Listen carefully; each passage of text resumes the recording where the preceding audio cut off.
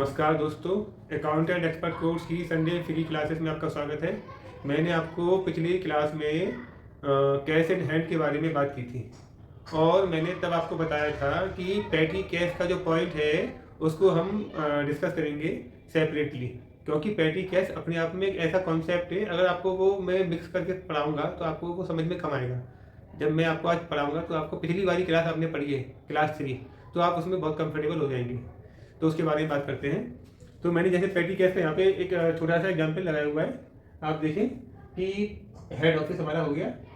तो head office ने क्या किया, एक गोडाउन हो गया, एक सेल्स ऑफिस हो गया, और आपका ये सेल्स ऑफिस के अलावा मैंने और एरो खींचा हुआ था, ये एरो हो गया अदर। अदर यानी कुछ भी प्लेस हो सकता है जहाँ पे कि हमारा कुछ भी कार्य हमने किया है। बिजनेस के पर्पज से कह रहा हूँ मैं केवल, ये पर्सनल पर्पज से कोई भी नहीं है। पैटी कैश एक प्योरली बिजनेस के पर्पज की बात होती है। पैटी कैश बिजनेस के अलावा किसी की बात नहीं करना। तो पैटी कैश में बात कर रहे हैं कि होता क्या है। जब आपसे मैंने एक बात बताई थी लास्ट टाइम भी, जैसे आपने कोई गुड्स आया, गुड्स फैक्ट्री में आया और आपने उसको हैंड ओवर लिया और उसको गुड्स को आपने बिल लिया, उसके पार्टी से बिल मतलब इनवॉइस हो गया। आपने पार्टी से इनवॉइस लिया, आपने उससे डॉक्यूमेंट्स लिए ट्रांसपोर्ट के, और आपने उसको पेमेंट भी किया। तो अमाउंट पेमेंट करना पड़ता है, तो पेमेंट किया। तो ये तो बात होगी कि एक जगह ही आपका अगर बिजनेस में सारा काम लेन देन चल रहा है। आप ये समझ सकते हैं कि पैटी कैश का मतलब है कि पैटी कैश के अंदर जो भी खर्चे जो आपके इन वाले जगह है, गोडाउन है, सेल्स ऑफिस है, अदर प्लेस है, इस पे जो भी खर्चा होगा वो खर्चे का पैसा हेड ऑफिस में वो मांगने आएंगे। पर वो किस तरह से डील होगा और किस तरह से उसकी अकाउंटिंग होगी, इसके बारे में बहुत ही कम लोग जानते हैं। उसके पीछे वजह यह है कि पैटी कैश कॉन्सेप्ट जो है वो ज़्यादातर जगह आपको कहीं पे देखने को मिलेगा नहीं। इस पैटी कैश भी बोलते हैं इसको, और इम्प्रेस्ड भी बोलते हैं। इम्प्रेस्ड, IMPREST, इम्प्रेस्ड भी बोलते हैं। गोडाउन में पैसा चाहिए खर्चे के लिए। आप कहोगे सर खर्चे को पैसा क्यों चाहिए गोडाउन में? खर्चे को पैसा इसलिए चाहिए, कोई भी माल वहाँ पे आया तो उसका भाड़ा देना है, वहाँ पर जो लेबर है उसको पेमेंट करना है, माल उतारने का और माल रखने का। इसके अलावा कोई भी वहाँ पे बिजली का मीटर लगा हुआ है, यानी कि इलेक्ट्रिसिटी वहाँ पे कंज्यूम जो होती है, थोड़ी बहुत भी होती है, उसका बिल पेड करना है। वहाँ पे जो स्टाफ है उसको चाय और नाश्ता वगैरह कभी कभी होता है, वो भी खर्च करना होता है, और छोटे मोटे खर्चे, उसके लिए पैसा वहाँ पे खर्च करने को हमको ज़रूरत पड़ती है। तो वो पैसा कहाँ से लाएंगे? वो जो गोडाउन वाला बंदा है वो हर ट्रांजेक्शन के लिए हेड ऑफिस का मुँह देके कि साहब सर 500 रुपये चाहिए, सर 1000 रुपये चाहिए, सर 200 रुपये चाहिए, सर 300 रुपये चाहिए, ऐसे बार बार वो भागेगा तो काम कैसे होगा? आप कहोगे सर कि ये गोडाउन तो पास में होगा, तो पास में आके ले सकता है। अगर मैं कहूँ इन हेड ऑफिस और गोडाउन के बीच में 3 किलोमीटर का डिस्टेंस है, यानी कि 3 किलोमीटर अगर दूर है आपका जो गोडाउन, वहाँ पर वो बंदा बार बार आपके लिए एक 500 रुपये 1000 रुपये के लिए दौड़ लगाएगा? नहीं लगाएगा दौड़ना। उसको क्या चाहिए कि सर मैं बार बार दौड़ लगाऊं तो काम की दिक्कत होगी, पेट्रोल का खर्चा होगा, या फिर पैदल आएगा तो समय का खर्चा होगा। खर्चा मतलब टाइम इज मनी, आप जानते हैं इस बात को। तो खर्चे से मतलब स्टाफ भी एक बिजी हो गया आपका पैसा लाने के लिए, वो भी केवल 1000 रुपये 500 रुपये रिपीटेड। आप कहोगे सर यूपीआई से हो जाएगा। यूपीआई से मैंने पहले भी बताया था, यूपीआई बिजनेस में नहीं काम करता नॉर्मली। तो हम उसके अंदर बताया था पहले भी, आप क्लास का रेफरेंस क्लास 3 में ये बात कर सकते हैं, मैं पढ़ा चुका हूँ पहली क्लासेस में, आप उसमें देख सकते हैं। तो पैटी कैश में क्या है कि ये जो बंदा है गोडाउन का होल्डर, यहाँ पे हमने क्या किया होगा, यहाँ पे हमारा छोटा सा स्टाफ बैठा होगा, यहाँ पे एक स्टाफ बैठा होगा हमारा। ये बंदा स्टाफ में एक आदमी हो सकता है, 2 या 3, या फिर जैसी नीड हो, एज पर नीड। यानी कि यहाँ पर एक से लेके 10 बंदे 15 बंदे परमानेंट हो सकते हैं, और कुछ लेबर जो टेम्परेरी लेबर होती है, सुना होगा आपने कि वहाँ पर सब स्टाफ तो है उनके यहाँ 5 आदमी, पर जो लेबर है उनके यहाँ, वो लेबर क्या करते हैं, वो बाजार से लेबर हायर करते हैं, वो लेबर उनके आसपास ही मिल जाती है, वो लेबर होती है। तब कहोगे सर ये पैटी कैश को सर आप इतना डिटेल में क्यों ले जा रहे हो? आप बताओ सीधे कॉन्सेप्ट पे आओ। मैं कॉन्सेप्ट पे ही आपकी बात कर रहा हूँ, जब तक मैं आपको इसका बेसिक नहीं बताऊंगा ना, आपको पैटी कैश की वैल्यू क्या है और पैटी कैश की नीड है क्या अकाउंट में, आपको वो समझ में तब आएगी। तो पैटी कैश में क्या है, ये जो गोडाउन में बंदा बैठा हुआ है, एक बंदा बैठा है, 2-3 बंदे बैठे हुए हैं, तो हर किसी को वहाँ पर काम अलग अलग सौंपा गया होगा, पर एक बंदे का काम होगा जो वहाँ का इंचार्ज होगा। इंचार्ज मीन्स वहाँ पे जो भी खर्चे होंगे उसकी जिम्मेदारी उसी की है, जो सारे खर्चे हो रहे हैं, देख रेख, कोई भी जिम्मेदारी उसी की है। जस्ट लाइक मैनेजर, वो एक छोटा सा मैनेजर है जो आपके गोडाउन को ऑपरेट कर रहा है। आप कहोगे इस तो सर उस बंदे का क्या रोल प्ले कर रहा है इसके अंदर, थोड़ा बताइए। तो इंटरेस्टिंग आपके लिए होते जाएगा, आप इसमें थोड़ा समझें। क्या होता है, जो गोडाउन वाला बंदा बैठा हुआ है जो, उसको दिन भर में खर्चे करने पड़ते हैं बहुत सारे। आप कहोगे सर खर्चे कैसे होंगे? देखो मैंने एक बात कहा था, चाय नाश्ता हो गया। कहोगे सर वहाँ पे तो कोई वेजिटेरियन आ नहीं रहा, वेजिटेरियन नहीं आ रहा, स्टाफ तो स्टाफ को भूखा मारोगे? स्टाफ को भूखा तो मारोगे नहीं, स्टाफ भी चाय पिएगा, पानी पिएगा। आजकल तो आर ओ वाटर का चल रहा है सिस्टम, तो पानी वहाँ का पी रहा है, तो उसकी बोतल भी पानी की आ रही है। तो एक खर्चा हो गया चाय पानी का। इसके अलावा खर्चा कौन सा हुआ? बिजली के बिल का खर्चा हुआ, रेंट एक्सपेंसेज हो गया, माना किराया मंथली वो पेड वहीं से कर रहा है, हेड ऑफिस में पैसे मांगने आ रहा है ना। और बिजली का बिल हो गया था आपका, जो हो गया। इसके अलावा और भी होते हैं, जैसे कि अनलोडिंग और लोडिंग। जब गुड्स आया तो गुड्स को उतारने के लिए जो लेबर चाहिए होती है वह अनलोडिंग के लिए पैसे देती है, तो उस टाइम पे आपको पैसा देना होता है उनको कि वो अनलोडिंग कर दें। तो वो जब सारा वो माल उतार देगी तो अनलोडिंग के पैसे देगी आपसे। जैसे माल आएगा वैसे ही अगर कहीं माल जाना हो तो उस माल को लोड करने के लिए भी लेबर चाहिए, और लेबर उसका पैसा देगी, तो वो पैसा देगा उसको। तो कितने सारे काम हो गए, लेबर को पैसा देना है, और चाय पानी खर्चा भी है, और बिजली का बिल भी है, चाय नाश्ता भी है। इस तरह से बहुत सारे खर्चे हो जाते हैं वहाँ पे, जिनका कि नंबर ऑफ एक्सपेंसेस की वजह से दिन भर में बहुत सारा हिसाब बन जाता है। पर इसके लिए आप कहोगे कि बार बार वो हेड ऑफिस भगे कि पैसे दो हर ट्रांजेक्शन के लिए, वो पॉसिबल नहीं है। तो उसके लिए सिस्टम बनाया गया पेटी कैश के नाम से, इम्पैक्ट के नाम से। ये काम कैसे करता है? ये काम ऐसे करता है कि जो हेड ऑफिस वाला बंदा है उसने, जो गोडाउन में बंदा है उसको, उसने कहा आपको मैं आपको 10,000 रुपये दे रहा हूँ, आपको मैं 10,000 रुपये दे रहा हूँ। मैंने 10,000 आपको दिए 1 तारीख को, 1/12/25 को मैंने आपको 10,000 रुपये दिए। तो 10,000 रुपये दिए, आप इसका खर्चा कीजिए, जब आपके पैसे ये वाले खत्म हो जाए तब मुझसे पैसे आप और ले जाइएगा। यानी कि पैसा लो, खर्चा करो, जब खर्चा के लिए पैसा आपका और चाहिए, यानी कि आपकी जेब खाली हो गई, तब आप पैसा लेने के लिए दोबारा आ जाओ और फिर मुझसे पैसा ले जाओ, लेकिन हिसाब बना के दे देना। पिछला हिसाब जब होगा तभी अगला पैसा रिलीज होगा, अगर पहला हिसाब नहीं दोगे तो मैं पैसा नहीं दूंगा। यानी कि एक कंट्रोल लगा दिया वहाँ पे। क्या कंट्रोल लगाया? पिछला पैसा चाहिए तब अगला पैसा मिलेगा। तो इसका मतलब ये हुआ, जो गोडाउन पे बंदा बैठा हुआ है उस बंदे को इस चीज़ का बहुत ध्यान रखना पड़ेगा कि जो भी खर्चा कर रहा है, तो 1 तारीख को 10,000 रुपये दिए, 1 तारीख का था मंडे को मैं आपको 10,000 रुपये दे रहा हूँ। ये हेड ऑफिस से कहा गया गोडाउन कीपर से। तो गोडाउन कीपर वाला बंदा जो था उसने ये पैसे ले लिए और इसको इंस्ट्रक्शन दी गई, नेक्स्ट डेट आएगी 8 तारीख, यानी कि 8/12/25 को आप मुझे हिसाब ला के दे दोगे जो भी खर्चा किया। यानी कि हमारी डेट फिक्स हो गई, यहाँ पे हिसाब चाहिए। अब हमको हिसाब तो चाहिए 8 तारीख को, तो हमको 1 से लेके वो जो खर्चा करेगा 6 तारीख तक, क्योंकि 7 तारीख का संडे पड़ रहा है, तो वो 1 से लेके 6 तारीख का जो भी खर्चा किया होगा वो लाके वो हिसाब उसको प्रस्तुत कर देगा, प्रेजेंट कर देगा वो हेड ऑफिस में। तो वो 8 तारीख को आया। 8 तारीख को कहा उसने, सर मेरे पास 10,000 रुपये थे, मैंने इसमें से सर 7,000 रुपये खर्च कर दिए, 7,000 रुपये खर्च कर दिए, तो मेरे पास बचा कितना बैलेंस? उसने कहा मेरे पास बैलेंस बचा हुआ है 3,000 रुपये, 3,000 का बैलेंस मेरे पास बचा हुआ है। इसका मतलब ये हुआ कि उसने 1 तारीख से लेके 6 तारीख तक उसने 7,000 रुपये खर्च कर दिए, 3,000 रुपये बैलेंस बच गया। 8 तारीख को जब वो आया तो उसने हिसाब प्रस्तुत किया कि साहब 3,000 रुपये मेरे पास बचे हुए हैं और 7,000 रुपये खर्चा जो हुआ है टोटल, इस खर्चे का वो हिसाब लेके आपको दे रहा है नोट करके अलग से।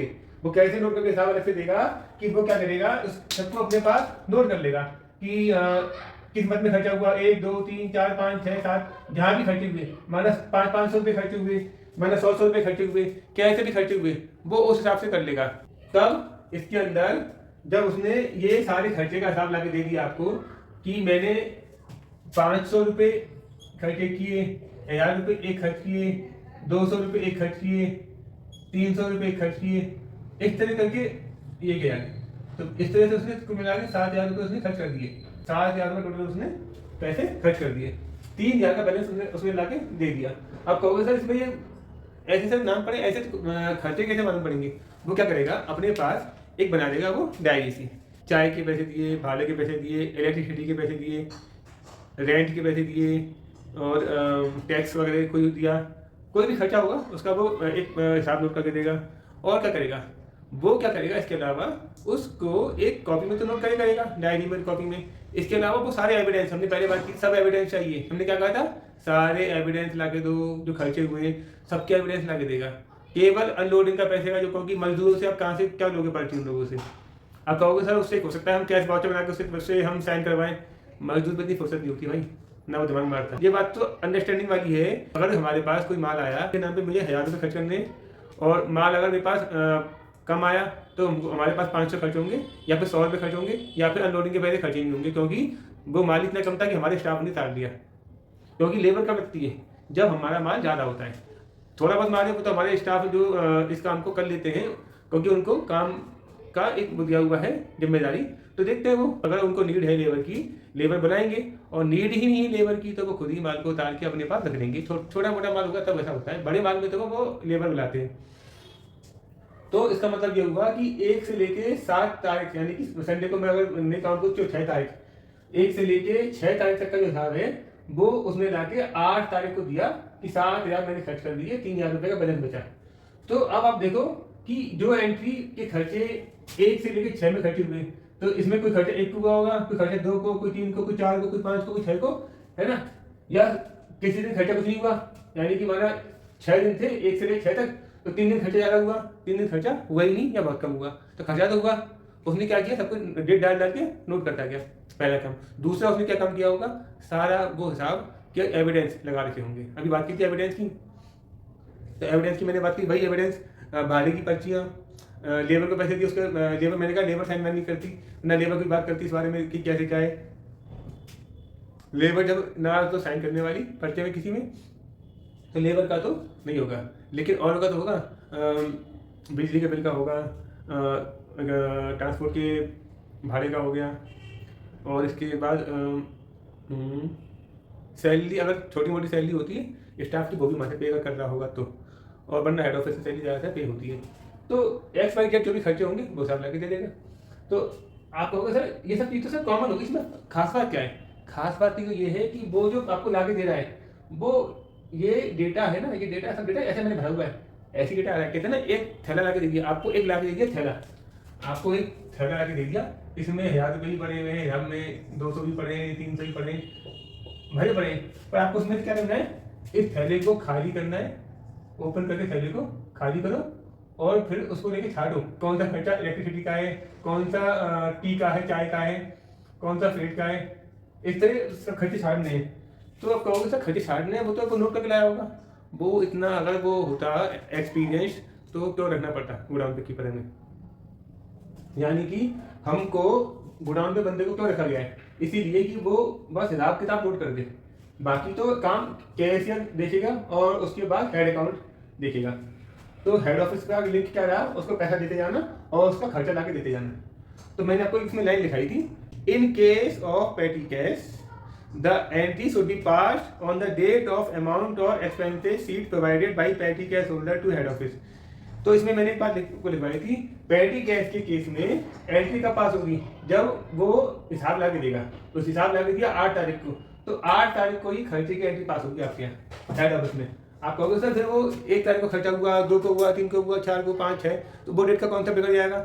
वहाँ पे मैंने एक बात आपको मेंशन कराई थी कि जिस दिन डेट को खर्चा होगा वो खर्चे की कोई दिक्कत नहीं है, लेकिन उस दिन से पहले खर्चा आप बुक नहीं कर सकते, और उस दिन के बाद खर्चा कितना ही बुक करो कोई दिक्कत नहीं है। यानी कि आप खर्चा 1 तारीख का खर्चा है, 1 को बुक कर लो, 2 को, 3 को, 4 को, 5, 6 को कभी भी कर सकते हो, लेकिन 1 तारीख का खर्चा आप 30 नवंबर में बुक करने बैठे तो गलती मानी जाएगी। क्योंकि एक मोटी सी भाषा समझो, जब वो मुझसे पैसे 10,000 रुपये ले ही नहीं गया तो खर्चा उसने कर कहाँ से दिया, जेब से तो खर्चा करेगा नहीं, वो कहेगा पैसे है ही नहीं, मैं दूँ कहाँ से पैसे, समझे। वही बात कहते हैं कैश इन हैंड में, शायद आपको मैंने लास्ट में क्लास में शायद बताने से रह गया चीज़ ये वाली, कि कैश इन हैंड में भी एक रूल होता है, साल के एंड में भी ये चेक किया जाता है क्या किसी डेट को इनका कैश इन हैंड नेगेटिव आया बैलेंस में। अब कहोगे sir cash in hand negative का मतलब क्या होता है। कैश इन हैंड नेगेटिव का मतलब होता है कि जब आपने खर्चा करते जा रहे हो, लगातार खर्चा करना तो है, क्योंकि खर्चा है बिजनेस के पर्पज से, व्यापार के पर्पज से खर्चा है भैया, पर्सनल खर्चे को मत जोड़ना, मैं बार बार रिपीट कर रहा हूँ, करते हो तो आपके लिए दिक्कत है। अपना पर्सनल खर्चा नहीं जोड़ना, केवल बिजनेस का खर्चा जोड़ना है। तो बिजनेस का खर्चा आप कहोगे सर मालिक ने पैसा लिया, अपने मालिक ने विड्रॉल किया, आपने कहा कि अगर सर मालिक ने विड्रॉल किया कोई बात नहीं है, मालिक का विड्रॉल तो विड्रॉल में डाल देंगे खर्चे को, कोई दिक्कत नहीं है। लेकिन अल्टीमेट बात वही है कि खर्चा जो होगा उसका हमें हिसाब किताब नोट करना है। हम रेगुलरली खर्चे का हिसाब किताब नोट करते रहेंगे और उसको सही डेट पे बुक करते जाएंगे। तो अब यहाँ पे बंदा बैठा हुआ है, जो बंदा गोडाउन में बंदा बैठा हुआ है, वो बंदे को समस्या रहती है भाई, वो बंदे को 6 तारीख तक वक्त तक कोई खबर नहीं आएगी। 8 तारीख को खबर आई, 8 तारीख को आपके पास जैसे सारे खर्चे आएंगे, आप इस खर्चे को फटाफट से अपने पास देंगे। आगे जो कैशियर है वो हैंड ओवर लेता है। मैंने कहा ना उसमें लिखा था सीट प्रोवाइडेड। अगर इसने 8 तारीख को एक सीट प्रोवाइड की, एक सीट बना के दी, सीट ऑफ एक्सपेंसेस, खर्चे की सीट बना के दी, उसमें उसने डेट डाल दी 1 तारीख को, 2, 3, 4, 5, 6। एक को खर्चा हुआ आपका, एक को खर्चा हुआ 1000 रुपये का, 2 को खर्चा हुआ हमारा 500 रुपये का, 3 को खर्चा हमारा हुआ 200 रुपये का, 4 को खर्चा हमारा हुआ 300 रुपये का, 5 को खर्चा हमारा हुआ 1500 का। सीट ऑफ एक्सपेंसेस लाके देगा जिसमें लिखा होगा इस तरह से कि 1 तारीख को खर्चा हुआ 1000 रुपये का, 2 को खर्चा हुआ 500 रुपये का, 3 को खर्चा 200 रुपये का, 4 को खर्चा 300 का, 5 को खर्चा 1500 रुपये का, 6 तारीख को खर्चा 3500 का। कुल मिला के इसका टोटल हो जाएगा 7000 रुपये।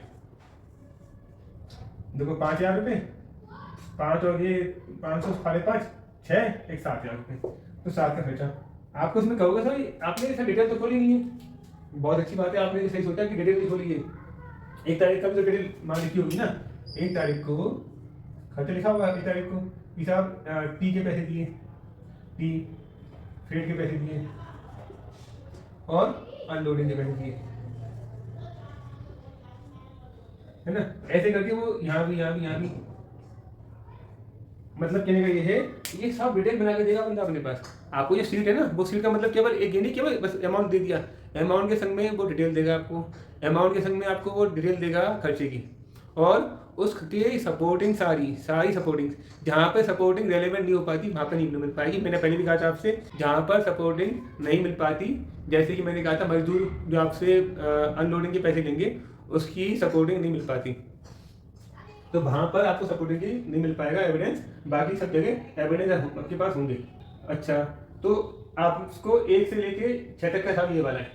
अब जो है हेड ऑफिस से खर्चा आया, हेड ऑफिस में अकाउंटिंग करते हैं पहले तो, कि हमारी अकाउंटिंग किस तरह से होगी। अभी 1 से लेकर 8 तक की अकाउंटिंग कर ले। देखो हमारी 1 तारीख को एंट्री हमने पास की 1/12/25 को, हमारे पास से पैसा क्या गया, तो हमारे पास कैश इन हैंड जब गया तो हमारा रूल क्या था, रियल अकाउंट का रूल क्या था।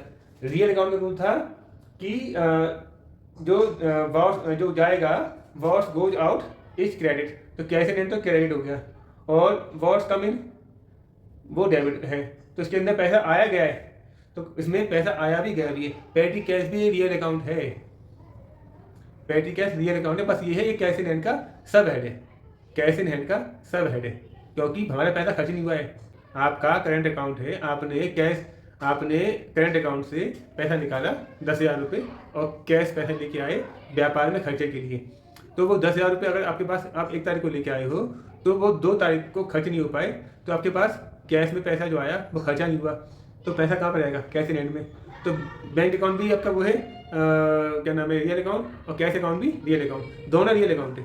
तो एंट्री क्या पास करोगे उस समय, बैंक से विड्रॉल की एंट्री पास हमने क्या बताएगी आपको। अगर हमने पैसा निकाला तो हम क्या एंट्री पास करेंगे, cash in hand debit to bank account. हमने अगर पैसा निकाला है करंट अकाउंट से तो वो रियल अकाउंट था, यहाँ भी सेम एंट्री पास करेंगे, क्योंकि इम्प्रेस्ड भी सब हेड है, इम्प्रेस्ड अकाउंट जो है ये सब हेड है। किसका सब हेड है, ये कैश इन हैंड का, तो यहाँ पे डेबिट होगा वो, क्योंकि वॉश गोज आउट, क्या क्या गया है ऐसे बाहर पैसे ही गया है, पर वो किसको गया है, इम्प्रेस्ड अकाउंट को गया है, खर्चा नहीं है वो।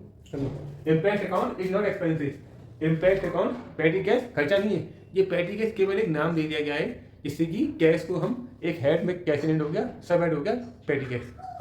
तो एक बार हमने एंट्री पास कर लेंगे, हमने एंट्री पास की 1 तारीख को पेटी कैश, तो पेटी कैश गोडाउन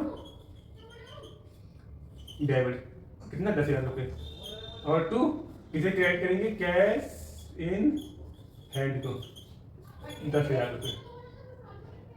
इसकी नरेशन रहेगी बीइंग कैश, मैंने लाइन लिख दी, आप यहाँ पर नरेशन लिख सकते हो कि cash amount paid to petty cash holder godown के लिए।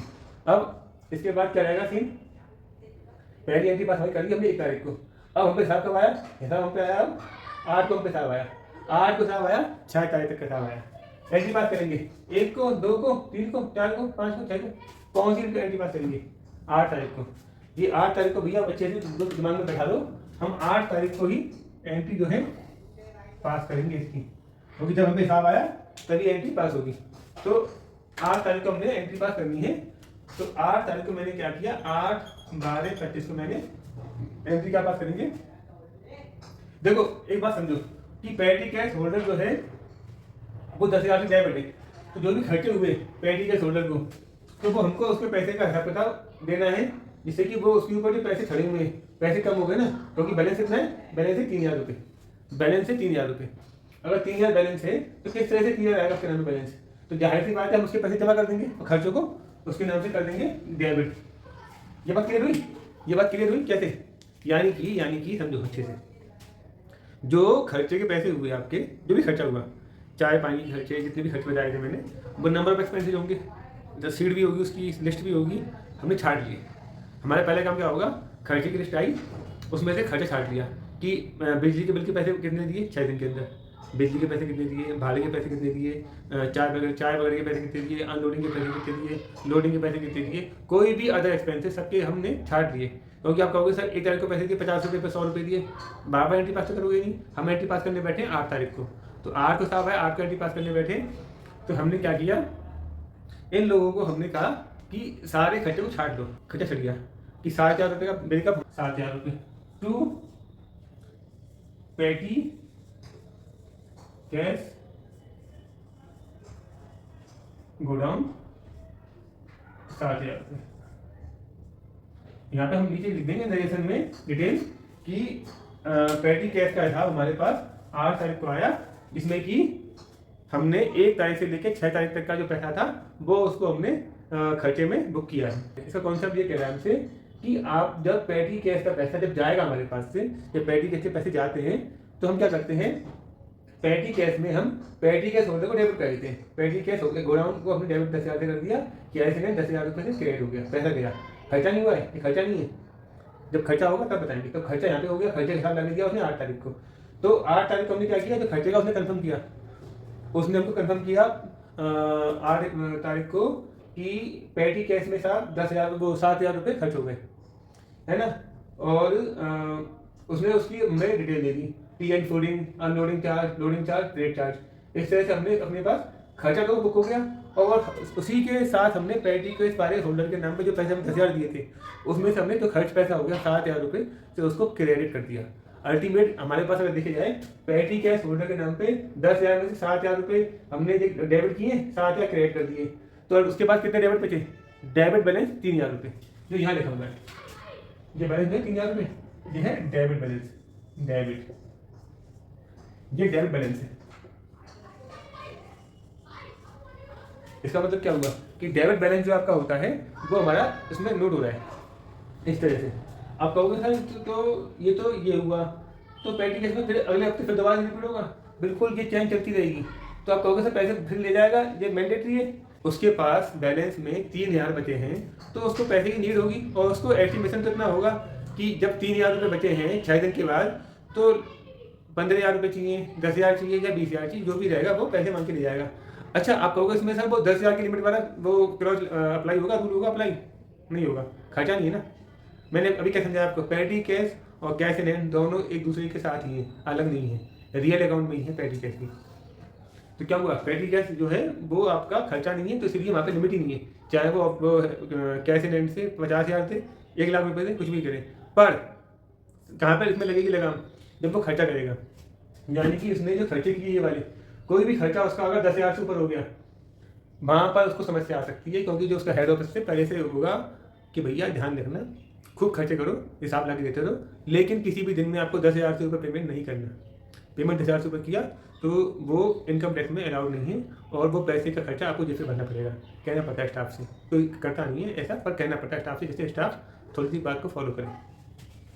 तो मैंने आपको समझाया इसके अंदर पेटी कैश का कॉन्सेप्ट, कि पेटी कैश के अंदर हेड ऑफिस से गोडाउन का खर्चा जो है हम वो उसको पे कर रहे हैं 10,000 रुपये 1 तारीख को। उसने हमको हिसाब ला के 8 तारीख को दिया और उसके जो खर्चे का ब्रेकअप है वो हमने यहाँ पर एंट्री पास करते समय दे दिया 8 तारीख को कि हमारे पास ये खर्चे थे, इन खर्चों में पैसा वाला गया है और 7,000 रुपये से हमने पार्टी को क्रेडिट कर दिया। अब कहोगे सर फिर वो पैसा फिर से मांग के ले जाएगा, उसकी एंट्री फिर से पास होगी। बिल्कुल 8 तारीख को अगर उसने हमसे 50,000 रुपये लिए कि सर 50,000 चाहिए, क्यों चाहिए 50,000 रुपये कि सर अब की बार ज़्यादा रेट पड़ेगी पैसे की, बाहर से 3-4 ट्रक माल आना है तो उनका भाड़ा वगैरह पे करना पड़ेगा, लेबर का अनलोडिंग चार्जेस वगैरह होगा, तो 50,000 दे दीजिए। तो 50,000 एक बार पास कर दो, क्या पेटी कैश को फिर डेबिट कर दो 50 से, कैश रेंट को 50,000 से क्रेडिट कर दो। अब क्या होगा इसके अंदर, जो 50,000 से हम उसको डेबिट करेंगे, पहले के 3,000 से डेबिट है, 50,000 पहले नया वाला 53,000 रुपये उसके नाम में कितने जाएंगे, 53,000 उसके नाम में डेबिट हो जाएंगे। अगले हफ्ते हिसाब ला के देगा, फिर 15 तारीख को सोमवार का दिन पड़ेगा, क्योंकि मंडे की हमारी डील है, उसके हर मंडे को आप हमें हिसाब ला के देंगे। तब वो जो 53,000 रुपये यानी 53,000 उसके नाम में डेबिट हो गए, वो हमको उसका हिसाब देगा कि 53,000 में से उसने कितने खर्च कर दिए। उस समय उसने कहा माना आके कि सर मेरे पास से 48,000 खर्च हो गए, तो 53,000 में से 48 माइनस कर दो, कितना बचा 5,000, उसके पास 5,000 बैलेंस बचेगा। अच्छा, उसमें भी हमको देखना पड़ेगा जो 48,000 खर्च की कोई भी खर्चा 10,000 से ऊपर तो नहीं है पहली चीज़, और उन खर्चों की सबकी सपोर्टिंग अटैच है, उसके हिसाब से हम अकाउंटिंग करेंगे। पैटर्न यही रहेगा, पेमेंट इशू करने का और खर्चा बुक करने का पैटर्न सेम रहेगा। पैटर्न में कोई भी डाउट नहीं रहना चाहिए मेरे हिसाब से। आपको मैंने पैटर्न बहुत अच्छे से बता दिया है, क्योंकि पेटी केस के बारे में लोग बात नहीं करते। बात करेंगे कब, जब उनको मालूम होगा। मालूम कब होगा, जब उन्होंने काम किया होगा इस इंडस्ट्री में। ज़्यादातर लोग जानते ही नहीं है पेटी केस होता क्या है, क्योंकि उनका वही है कि सच कहूँ तो सॉफ्टवेयर के गुलाम ज़्यादा बन रहे हैं लोग बात, कि सॉफ्टवेयर में बस लिया कि सॉफ्टवेयर सब कर लेगा। मैंने कुछ लोगों ने से तो मुझसे मैंने कई लोगों के जैसे जॉब के इंटरव्यू वगैरह लेता हूँ, मैं पूछता हूँ अकाउंटिंग आती है कि नहीं, सर सॉफ्टवेयर चलाना आता है अकाउंटिंग का सॉफ्टवेयर। वो बार बार क्या कहता है, सर मुझे अकाउंटिंग का सॉफ्टवेयर चलाना आता है। मैं कहता हूँ अकाउंटिंग आती है, सर अकाउंटिंग का सॉफ्टवेयर चलाना आता है। वो कभी मुझे ये नहीं कहता अकाउंटिंग आती, क्योंकि अकाउंटिंग और अकाउंटिंग सॉफ्टवेयर दो अलग चीज़ें। अकाउंटिंग बात करता है कॉन्सेप्ट की, अकाउंटिंग सॉफ्टवेयर करता है बस एक डेटा पंचिंग का माध्यम। तो कंप्यूटर ऑपरेटर जो बड़े ना, वो इसीलिए बोला जाता है कि भाई वो कंप्यूटर ऑपरेटर अकाउंटेंट नहीं है। हमारे जो लैंग्वेज में लोगों ने क्या है, be an accountant not just a operator. क्यों है, क्योंकि ज़्यादातर लोग कंप्यूटर ऑपरेटर में फंस जाते हैं। मैंने ज़्यादातर लड़कों के इंटरव्यू लिए तो वो क्या कहते हैं, मुझे सर डेटा फीडिंग करना आती है सॉफ्टवेयर के अंदर, तो सर मुझे अकाउंटिंग पूरी करना आती है। मैं उससे पूछता हूँ सॉफ्टवेयर चलाना आता है कि अकाउंटिंग आती है, वो कहता है सर बात एक ही है। वो क्या कहता है कि सर अगर मैंने सॉफ्टवेयर में डेटा फीडिंग करना आता है तो मुझे अकाउंटिंग आती है। जहाँ उससे 1-2 सवाल पूछे अकाउंटिंग के, सिंपल वाले पूछ लो, वो वहीं पे कहता है क्या कि सर इसमें वो कैसे भाषा बोलते हैं इसको, इस कमांड से इसको सर इसमें परचेज की एंट्री पास कर देंगे, इस कमांड से सेल्स की एंट्री पास कर देंगे। वो ये नहीं कहेगा उसके अंदर की एंट्री पास क्या होगी, वो बस वो कमांड याद रखे दिमाग में कि कौन सी कमांड, क्योंकि कंप्यूटर ऑपरेटर है ना, वो अकाउंटेंट नहीं है। ये दिक्कत है, इसलिए आपको ये पढ़ाया जा रहा है कि आप कंप्यूटर ऑपरेटर अगर आप हैं इस समय, कुछ समय की बात नहीं, कंप्यूटर ऑपरेटर अपने आप में काफ़ी अच्छा काम करते हैं, लेकिन अगर अकाउंटेंट बनना है तो कंप्यूटर ऑपरेटर से ऊंचा सोचना पड़ेगा। ऊंचा सोचने के लिए आप जो पढ़ रहे हो, ये संडे जो फ्री क्लासेस लगाई जा रही है इसीलिए, वो आपको इसलिए बता रहा हूँ जिससे कि आप लोग अकाउंटेंट बनो, ना कि कंप्यूटर ऑपरेटर बन के रहो। लाइफ टाइम कंप्यूटर ऑपरेटर बन के रहना है, खूब करो, खूब फीडिंग बैठ के। अमाउंट नहीं मिलता, सैलरी नहीं मिलती। हर कोई कहता है भैया मुझे सीनियर अकाउंटेंट चाहिए, मुझे हेड अकाउंटेंट चाहिए, एक्सपीरियंस अकाउंटेंट चाहिए। कोई भी अपने यही कहीं भी वैकेंसी में लिखा नहीं होगा कि कंप्यूटर ऑपरेटर चाहिए, क्योंकि किसी को कंप्यूटर ऑपरेटर नहीं चाहिए, सबको अकाउंटेंट चाहिए। तो आपको अकाउंटेंट बनना है तो इस बात का ध्यान रखो कि अकाउंटेंट बनने के लिए हमको अकल लगाएं इस बात की कि हमको सॉफ्टवेयर फीडिंग ठीक है आती, अच्छी बात है, आप अच्छे हो किसी सॉफ्टवेयर फीडिंग करने में, बहुत अच्छी बात है, लेकिन कॉन्सेप्ट नहीं होगा पता आपको तो एंट्री कैसे फिट कर लोगे। इतनी सी बात अगर दिमाग में रखोगे ना, आप उसको जीत जाओगे। प्रैक्टिकल लाइफ में ज़्यादातर नहीं जानते कि पेटी केस किस तरह से काम करता है, और पेटी केस बहुत ज़्यादा इंपॉर्टेंट है आपके लिए, इतना महत्वपूर्ण है ये कि अगर नहीं समझोगे तो कल को आपसे कहीं भी इंटरव्यू पूछा गया कि भाई पेटी कैसे है हमारे पास, आपसे पूछा गया किसी इंटरव्यू में हमारे पास पेटी कैसे है, इस पेटी कैस की अकाउंटिंग कर दोगे? आप कह दोगे सर पेटी कैस ये क्या होता है, क्योंकि आप जानते नहीं हो। इम्प्रेस का नाम सुन के आप कहोगे सर इम्प्रेस क्या होता है। जब नहीं पता होगा तो क्या होगा, इंटरव्यू में ही फेल हो गया बंदा।